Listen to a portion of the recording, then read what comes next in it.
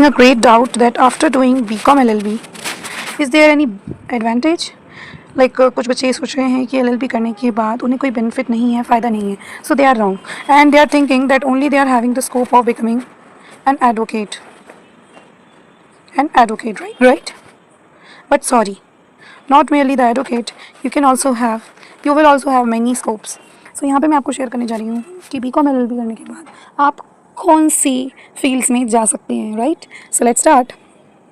Number 1, as we all know that you can become advocate or lawyer, right? You can open your own office, you can start working, internships and litigation you can start. Second option is business consultant. You know what, in banks there is one special post. Bank में एक special post आती है specialisation officer की, right? SO की.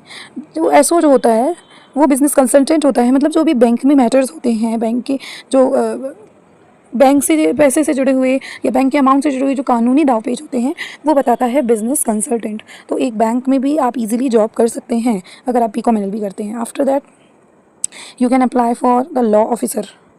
Law officer का क्या काम होता है? कोई भी बड़ी company, good company will hire you, okay, and you will sit like an officer and they will give you the projects, like they will tell you to handle the disputes related to the company, civil disputes.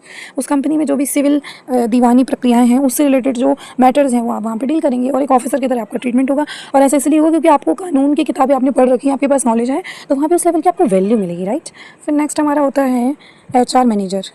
देखिए, हर एक company में एक human resource की ज़रूरत होती है, एक post होती है. हर एक बड़ी कंपनी में एक ह्यूमन रिसोर्स करके एक पोस्ट होती है. ह्यूमन रिसोर्स की हर किसी को नीड होती है, तो वहाँ पर जाके आप HR मैनेजर के तौर पे वर्क कर सकते हैं, ओके, अगर आपने BCom LLB किया है तो. अदरवाइज़ नहीं. Got it?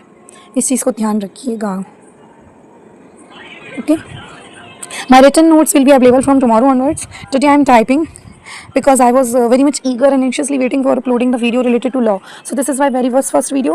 ठीक है, टाइपिंग में है बट है वीडियो, ताकि सारे बच्चों को जो भी इंटरेस्टेड हैं they can watch the video. Next, you can become the legal advisor.